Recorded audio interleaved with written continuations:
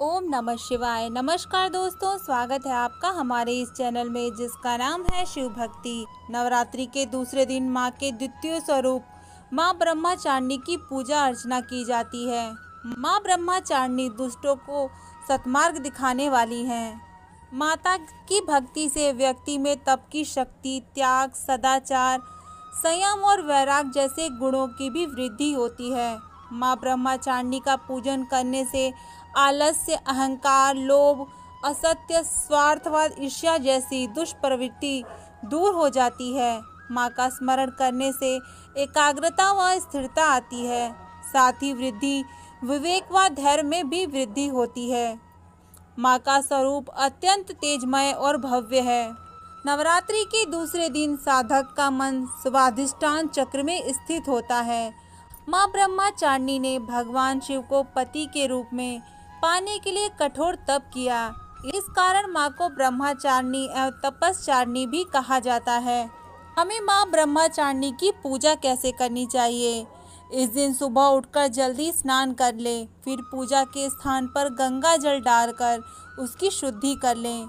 घर के मंदिर में भी दीप प्रज्वलित करें। माँ दुर्गा का गंगा जल से अभिषेक करें। अब माँ दुर्गा को अर्घ दें। माँ को अक्षत, सिंदूर और लाल पुष्प अर्पित करें। प्रसाद के रूप में फल और मिठाई भी चढ़ाएं।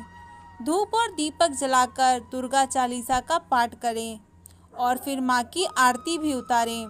माँ को भोग भी लगाएं। इस बात का ध्यान रखें कि भगवान को सिर्फ सात्विक चीज़ों का ही भोग लगाया जाता है। आखिर माँ ब्रह्मचारिणी को भोग में क्या पसंद है? दोस्तों, देवी माँ ब्रह्मचारिणी को गुड़हल और कमल का फूल बेहद पसंद है और इसलिए इनकी पूजा के दौरान इन्हीं फूलों को देवी माँ के चरणों में अर्पित करें। कि माँ को चीनी और मिश्री काफ़ी पसंद है, इसलिए माँ को भोग में चीनी, मिश्री और पंचामृत का भोग लगाएं। माँ ब्रह्मचारिणी को दूध और दूध से बने व्यंजन अति प्रिय होते हैं, इसलिए आप उन्हें दूध से बने व्यंजनों का भोग लगा सकते हैं। इस भोग से देवी ब्रह्मचारिणी प्रसन्न हो जाएंगी। इन्हीं चीजों का दान करने से लंबी आयु का सौभाग्य भी पाया जा सकता है। नवरात्रि के दूसरे दिन पूजा की जाने वाली माँ ब्रह्मचारिणी की व्रत कथा। मान्यता है कि पूर्व जन्म में इस देवी ने हिमालय के घर पुत्री के रूप में जन्म लिया था और नारद जी के उपदेश से भगवान शंकर को पति के रूप में प्राप्त करने के लिए घोर तपस्या की थी। इस कठिन तपस्या के कारण इन्हें तपचारिणी अथवा ब्रह्मचारिणी के नाम से अभिहित किया गया। 1000 वर्ष तक इन्होंने केवल फल फूल खाकर बिताए और 100 वर्षों तक केवल जमीन पर रहकर शाक पर निर्वाह किया। कुछ दिनों तक कठिन उपवास रखे और खुले आकाश के नीचे वर्षा और धूप में घोर कष्ट सहे। 3000 वर्षों तक टूटे हुए बेल पत्र खाए और भगवान शंकर की आराधना करती रहीं। इसके बाद तो उन्होंने सूखे बेल पत्र खाना भी छोड़ दिए। कई हजार वर्षों तक निर्जल और निराहार रहकर तपस्या करती रहीं। पत्तों को खाना छोड़ देने के कारण ही इनका नाम अर्पणा पड़ गया। कठिन तपस्या के कारण देवी का शरीर एकदम क्षीण हो गया।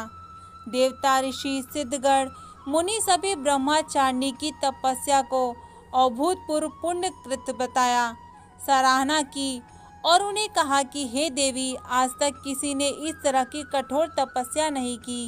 यह तुम्ही से ही संभव थी। तुम्हारी मनोकामना परिपूर्ण होगी और भगवान चंद्रमौली शिव जी तुम्हें पति के रूप में प्राप्त होंगे। अब तपस्या छोड़कर घर लौट जाओ, जल्दी ही तुम्हारे पिता तुम्हें बुलाने आ रहे हैं। माँ ब्रह्मचारिणी देवी की कृपा से सर्व सिद्धि प्राप्त होती है। माँ दुर्गा के दूसरे दिन देवी के इसी स्वरूप की उपासना की जाती है। जो भी व्यक्ति श्रद्धा पूर्वक माँ ब्रह्मचारिणी की उपासना करता है, माँ उसकी सारी मनोकामनाएं पूर्ण कर देती हैं। दोस्तों, आज की इस वीडियो में इतना ही। उम्मीद करती हूँ कि मेरे द्वारा दी गई हुई जानकारी आप लोगों को पसंद आई होगी। तो अगर आज का ये वीडियो आपको पसंद आया हो तो प्लीज़ हमारे इस चैनल को सब्सक्राइब करें और बेल आइकन प्रेस करें। कमेंट बॉक्स में ओम नमः शिवाय ज़रूर लिखें।